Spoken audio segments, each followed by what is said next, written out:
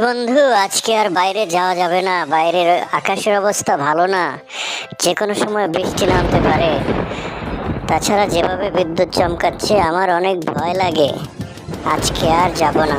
ঠিক বলেছো ছোট্ট বন্ধু, আজকে বৃষ্টি হতে পারে। কালকে সারা রাত খুব ভারী বৃষ্টি হয়েছে, জঙ্গলে বন্যা হতে পারে। সবাইকে সাবধানে থাকতে হবে। এই যা বলতে না বলতে বৃষ্টি নেমে পড়লো। সবাই যার যার বাড়িতে চলে যাও, এখানে থাকা নিরাপদ না, ঝড় বৃষ্টি হচ্ছে। হাতি বাড়ির দিকে ফিরে গেল। টুনি আর তোতা আদিয়ানের সাথে তার বাসায় চলে গেল। শোনো বাবা আদিয়ান, বাইরে অনেক ঝড় বৃষ্টি, বন্যার পানি আসছে। সাবধান, ঘর থেকে বের হবে না। আর টেবিলে খাবার রেখে দিলাম, এটা টুনি আর তোতাকে নিয়ে খাবে।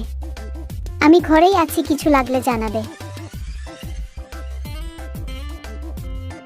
টুনি আর তোতা, আমি একটু হাত মুখ ধুয়ে আসছি, তোমরা দুজনে খাবারগুলি লক্ষ্য রেখো, ঠিক আছে? টুনি আর তোতা নিজেদের মধ্যে গল্পে মগ্ন হয়ে গেল। আদিয়ান হাত মুখ ধুয়ে এসে দেখে টেবিলের উপর থেকে দুটি ফল নেই, কেউ নিয়ে গেছে। সে মনে করলো টুনি আর তোতা খেয়েছে। কি ব্যাপার টুনি আর তোতা, আমি একটু হাত মুখ ধুতে গেলাম আর অমনি তোমরা স্ট্রবেরি আর পেয়ারাটা খেয়ে ফেললে, এটা কি ভালো হলো? না না, আমরা তো খাইনি। কিভাবে সম্ভব? আমরা দুজনে তো এখানেই বসেছিলাম। তার মানে কি ঘরে চোর এসেছিল? কি করে সম্ভব? আমাদের ঘরে তো চোর আসে না। দেখি আমি তাহলে লুকিয়ে থেকে দেখবো কেউ কে এসে খাবার নিয়ে যায়, তাহলেই বুঝতে পারবো। আদিয়ান ঘরের লাইট বন্ধ করে এক কোণায় দাঁড়িয়ে রইল। টেবিলের উপর আবার একটা স্ট্রবেরি আর একটা পেয়ারা রেখে দিল। কিছুক্ষণ পর হঠাৎ দেখা গেল এক খরগোশ এসে সেগুলি নিয়ে যাচ্ছে। এ কি দেখছি আমি? খরগোশ, তুমি কেন খাবার চুরি করছো? কি হয়েছে তোমাদের? জঙ্গল কি খাবার নেই? মানে পুরো জঙ্গল তো পানিতে ভেসে গেছে। তুমি কি জানো না তোমার বন্ধু হাতি কিছু বলেনি? বন্যার পানিতে সব ভেসে গেছে, কোথাও কোনো খাবার পাওয়া যাচ্ছে না। সেজন্যই তো আমি এখান থেকে খাবার চুরি করে নিয়ে যাচ্ছি। আমাকে ক্ষমা করে দিও।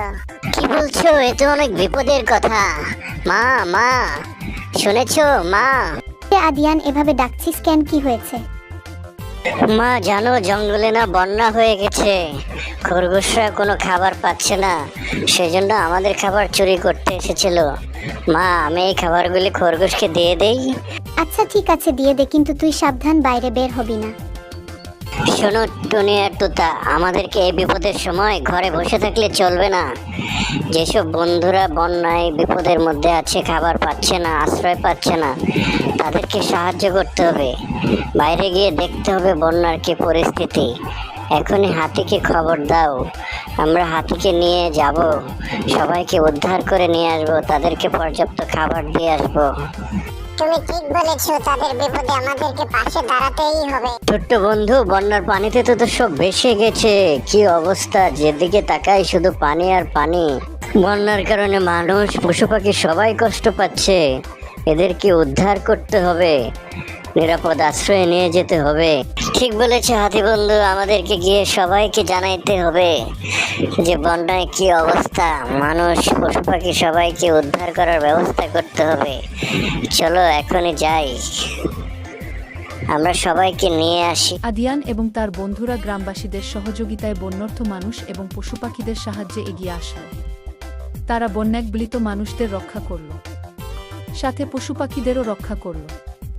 সবাইকে আশ্রয় কেন্দ্রে আশ্রয় দিল, পর্যাপ্ত খাবারের ব্যবস্থা করল, চিকিৎসার ব্যবস্থা করল, সবাইকে সর্বাত্মক সহযোগিতা করল, যার ফলে সবাই বিপদ থেকে রক্ষা পেল। আপনি সবাইকে সাহায্য করতে পারবেন না, তবে কিছু মানুষকে তো পারবেনই। আর এভাবেই কিছু কিছু করেই সবাইকেই সাহায্য করা হবে। Ronald Regan.